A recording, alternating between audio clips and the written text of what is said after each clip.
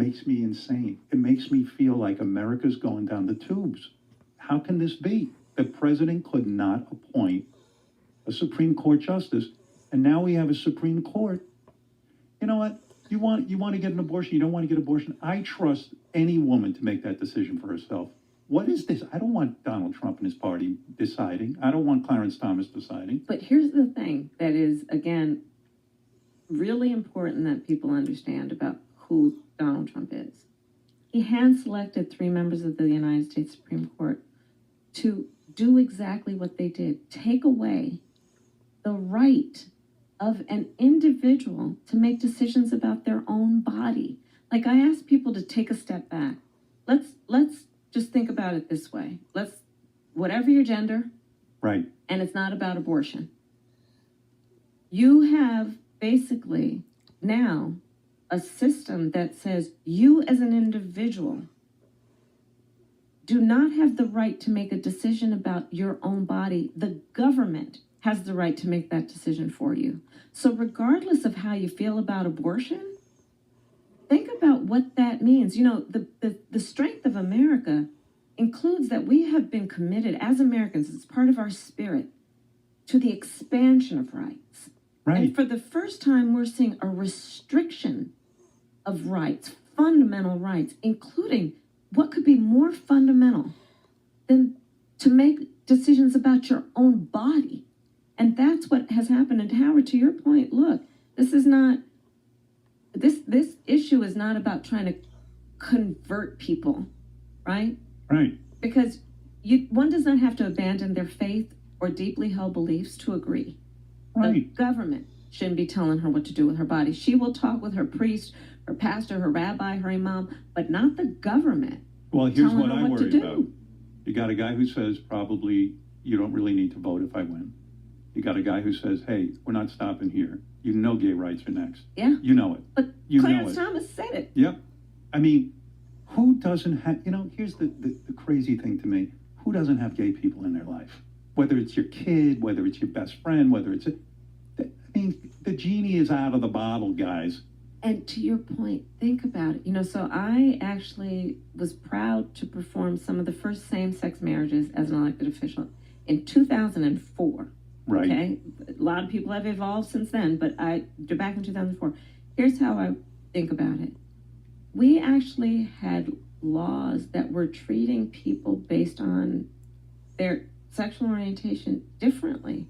So if you're a gay couple, you can't get married.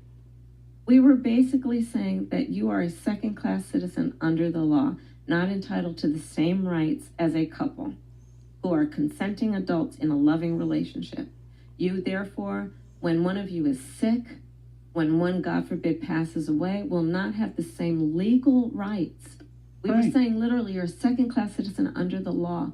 And now you see the court that Donald Trump created that is insanity. Openly talking about what else could be at risk. And understand, if Donald Trump were to get another term, most of the legal scholars think that there's going to be maybe even 2 more seats that'll be up.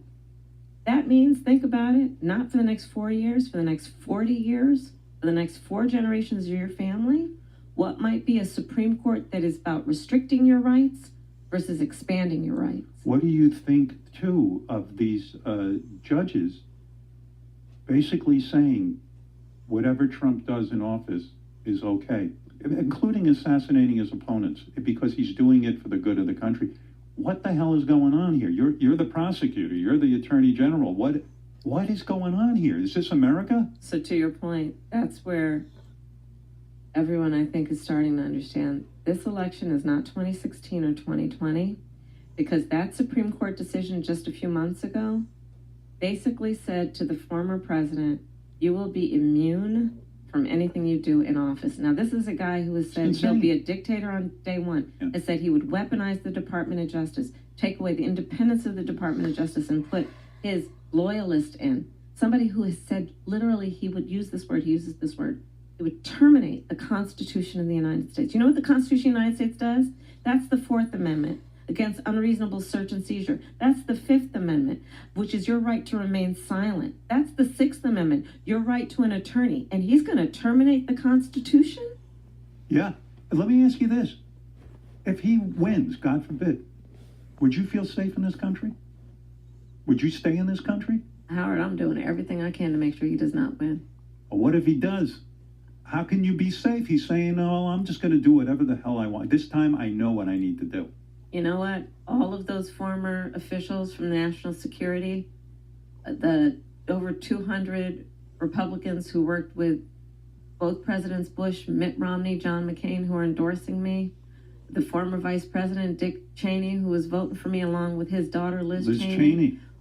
We are building a coalition of people that are Republicans, independents, Democrats, libertarians, all stripes of Americans who are coming together to say, you know what, this election is about putting country before party, that this is about saying, do we want a president who's going to abide by the oath to support and defend the Constitution of the United States, or someone who is full-time engaged in flattery from Vladimir Putin of Russia and sending COVID testing kits over to him when Americans are dying every day? It's remarkable. By the way, you have said something I've been screaming about for years. I believe the United States Postal, I believe you can tell a society by its post office.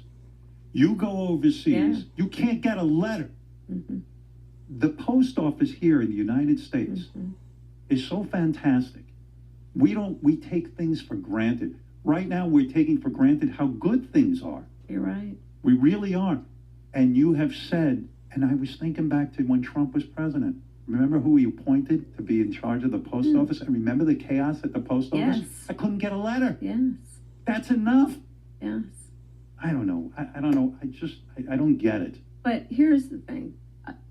Let's not throw up our hands. Let's roll up our sleeves. Because this Shouldn't have to. But this is our country. And you know what? If you love our country, we got to fight for our country. We can't take our country for granted. I love our country. I love the American people. And what I see when I'm traveling all over our country is that people are coming together of all different backgrounds based on a common belief that if you love something, you got to fight for it. And that's this moment. That's this moment. And we can have our disagreements, but there's some foundational stuff that we got to agree on. And it includes rule of law. Free and fair elections should not be overturned just because you didn't like the outcome because you lost. Now, let's talk about that for a second. Okay. How crazy. How do you vote for someone who says, if I win, it was a fair election? If I lose, Kamala Harris and her buddies fixed it. That's delusional. That you can't have that. And you can certainly not storm the Capitol when you're the sitting president of the United States. In America, we call that a sore loser. And in this case, this is someone who has already lost, which would say that they are actually already a loser. And how do you vote for someone who says, find me 11,000 votes? What is that? It's on tape. Yeah. What is? It's so crazy. When you ran for Senate, it was bittersweet, right? You won, which is great. But you said, I ate a whole bag of Doritos that night. That's your thing, Doritos? Oh, I love Doritos. It's original nacho, but let me just tell you, it was a family-sized bag. Wow. I sat on the couch. But you're in good shape. Were you like I work out every morning. Did you work out this morning? I did. Where did you work out? On the elliptical at the hotel. Oh, they bring one up to your room? Yeah. Nice. How long do you go on the elliptical? Half an hour to 45 minutes. You're not bored out of your skull on that thing?